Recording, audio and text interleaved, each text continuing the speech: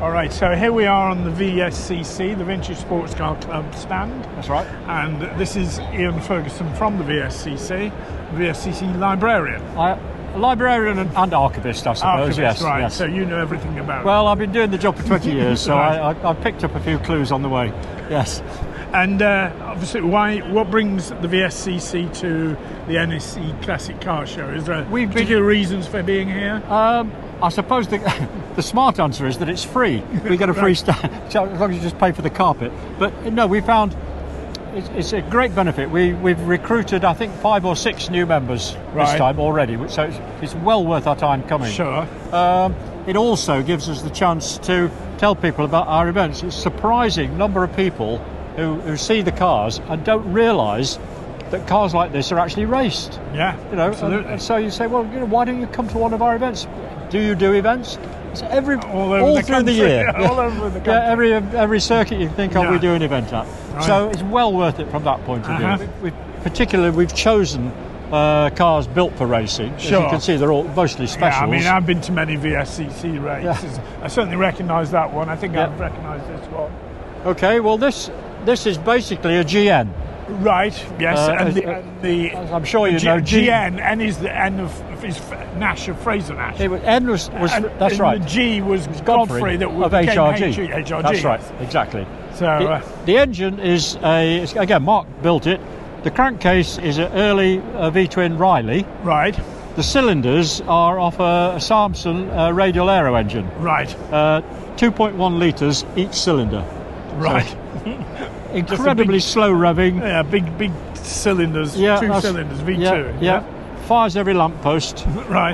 Mark, Thunderbug, is it called? That's right, the Thunderbug. Actually, if well, I don't know if it's the same on that side. You can virtually see the GM badge. Yeah, that's right. Absolutely, yeah. Mark races it very seriously. I'm sure I've seen this. Goes sideways all the time. Yeah. You know, and entertains the crowds. I can't imagine those seats are very comfortable. In fact, well, there's very little in terms of. Well, how long are you going to be sitting in it during a race? You know, yeah. 10, 15 minutes. That's all it needs. And a wooden floor. What's the knob at the bottom? I believe that's probably the reverse lock. Oh, right. Because it's chain drive. Right. So I imagine that's what it is. And what sort of age is this? I mean, it's a bit of a Bitzer, is it? It's everything. It's Edwardian, basically. Right. It's only rear wheel brakes, as you can see. Yeah. But it's classed as Edwardian. Right. Well, you won't worry about as that. you can see from the condition of it, Mark is not very precious about it. Which is right. You should just hammer the thing. Yeah? Absolutely. But mechanically, of course, it's superb. Yeah, sure. As all Mark's stuff is. I'm sure it is. Yes. Okay, so let's move on to this. Okay. Obviously, this is a Morgan. This is a Morgan Aero. This is owned by Sue Derbyshire. Right. Who, again, is a bit of a demon racer. I've seen her name a few times. She's one of the library team. She was here earlier, obviously. Right. But no, she races this all over the place. She races it around Europe, on the hill climbs around Europe, and just thoroughly enjoys herself with it. And it's looked after by her husband George. Right. So JAP engine, yeah. Sorry. A JAP engine. Yeah, there's a JAP engine. Yeah. JA Prestwich. Right. Is that what it stands for? And Prestwich, well, in addition to making these engines, he made most of his money making pencil manufacturing equipment. Right. Well, there's money made. You know, sometimes there's the little facts are all up here. Yeah, yeah. Lots of things like that. But, okay, shall we move over to this? Yeah, this one. This is not quite a 4-wheel, but it's got wheels at the back. Yeah. It was a Morgan, but it grew an extra wheel. Right. There's a bit of history of it. It was made in the 30s. Right. Okay, and then it's moved on. It stayed in the club, and it was raced by Freddie Giles. It's now raced by John Giles, his son. Right. And again, you see it everywhere. Sure. Runs on methanol. As you can see, it's got these orange spots on the side to tell the marshals that it's on methanol and not petrol. Oh, I see. Is that what that means? Yeah. Okay. Methanol burns with no flame. Yes. Yeah. The good thing about methanol is you can put it out with water. Right. Yeah. But you know, if you can, but they say that there is no flame from it, which is why it's got these huge, big float chambers on the carburetors. Right. Because they use a lot of fuel to keep cool. Right. Right. But yeah, you see it all over the place, raced regularly. Yeah. That one over there. That's a little yellow one. Yeah. Yeah. David Fennell, he has a load of fun with this. Of course, it's called the toy, so one would it. And you can see he's not precious about it at all. Sticky fingers welcome. If you want to sit in it and try it, you're very welcome. Right. And you'll see it everywhere, you know, sprints, hill climbs, all sorts. So you say I can sit in it? You can sit in it if you like, of course you can. Let's see what it's like. Maybe it wasn't such a good idea to go and climb in this thing. There's one thing about vintage cars, they do keep you fit. Yes. Oh. And I'm just about getting my backside in. It's very offset, the pedals and stuff. The gear lever's right here, is it? That's it. Yeah. Perhaps you need to be a bit it's an Austin 7, which, you know, with very popular cars, because there's a lot of them about. But again, like everything else, they're getting expensive. Yeah. There's loads of spares around for them. Let's see if I can get out. Like I told you, I wasn't going to help you. Like all of these, there's a technique to getting in and out. There we go. Right, well, that's your excitement that was for the day. Actually a bit easier. We just, you know, a car built to be enjoyed. That's the main thing about it. And he certainly enjoys it. A lot of these cars, things like this,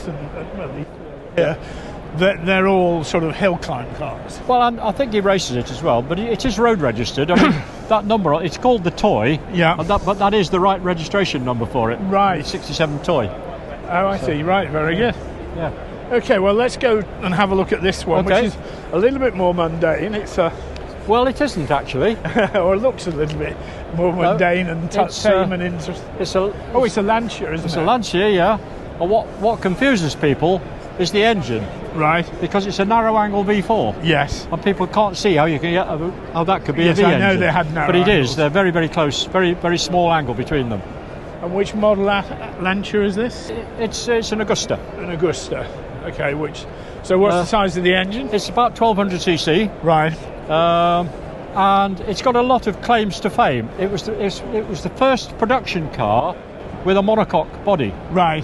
So it's got no chassis as such. Right. And so is this a development of the original Lancia Lambda? Yes, sort of. Yes. Sort of. But you see, it got no D-post. Right. Yeah. Because it's so stiff. It was the first production car with a built-in boot, luggage boot. Mostly they were like tacked on the back. Yeah, sure. I mean, they called them trunks, didn't they? Yeah, that's right. So it belongs to Mark Dibben. Right. And he's just finished it, but they're very, very high quality cars. Lancias always have been. So, but the other thing about it, it's got Lancia's own independent front suspension. Right. This sort of sliding they pillar. were always very advanced cars. That's right. Yep. And is there any particular history with this one? I don't think so. No, it's just one that Mark took a fancy to and acquired it. And I say he just wants to enjoy it. He's not going to do any competition work with it. He's not. Just enjoy it as it is. Yeah. But quality car for it. Absolutely. Yeah. The other thing about Lancias is that, you know, although they're Italian. Yeah. Pre-war, they never made a left-hand drive. And Alfa Romeos were the same. That's right. Quite a lot of them were. Yeah. What was the reason for that? I never understood. I don't know. Most foreign cars actually made a right-hand drive version. I mean, I've had a couple of Delage, and they made a lot of right-hand drive ones, partly for export to Australia and places like that.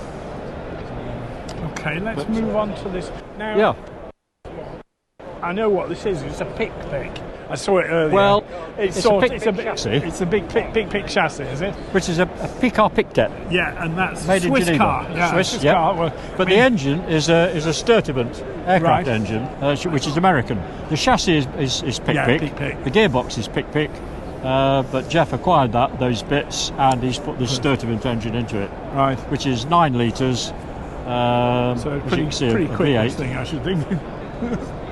But typical. And is the engine of the same sort of period? Oh as yeah, the very chassis? much. Yeah, pre-First World War or during First World War. It's Edwardian. Right. Yeah. So the chassis is what? Either side of the First World War? No, the whole car is classed as Edwardian. Right. I'm not sure of the exact date or whether it's possible to date them.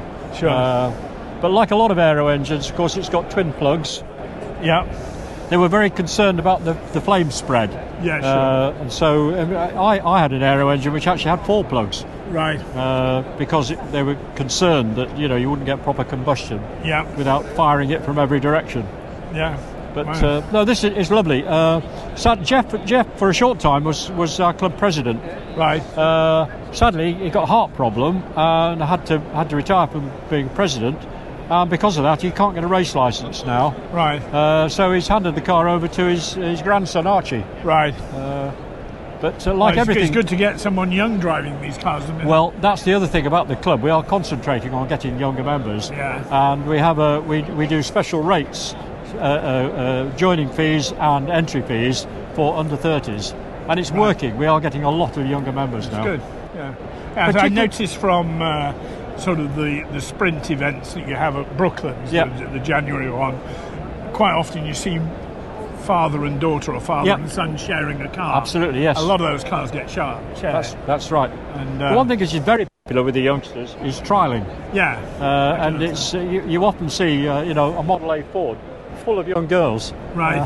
and they might well have got false eyelashes on the headlamps, but they're having a whale of a time. Yeah, exactly. Because I do a lot of marshalling on trials, Right. And you do see a lot of youngsters. It's basically it's a I won't say it's cheap, but it's a not very expensive way of enjoying motorsport. Yeah. Yeah. And they very often they'll move on to something like this. Yeah, that's right. Again, I guess it's, as you say, it's relatively cheap to do, and it's relatively safe as well. Yeah, absolutely. Yeah, but the trouble is, I mean, even Austin 7s are getting expensive these days. Sure. But there's plenty of them around, and it's a good entry into motorsport. Yeah. And VSCC is quite healthy these days. It is, yes. The numbers dropped off a bit during the lockdown, as I think a lot of clubs. Did, yeah. But they're building up nicely now. Uh-huh. Yeah. And I say we've got these offers on for younger members, which is encouraging them. We've just moved our headquarters, as you probably know. Right. We used to be, for the last 20 odd years, we were in the old post office in Chipping Norton. Right. It was decided it needed quite a lot of maintenance work doing on it, and so we've now moved to Hockley Heath, which is only just down the road from here. Well, thank you very much for your time. It's been a pleasure. And been a pleasure. We'll probably see. We'll see some of you at Brooklands in January at the. Yeah, well, driving test. I might end up marshalling there. I'll see how things go. Yeah. Okay, thank you for your time. Been a pleasure. Thanks.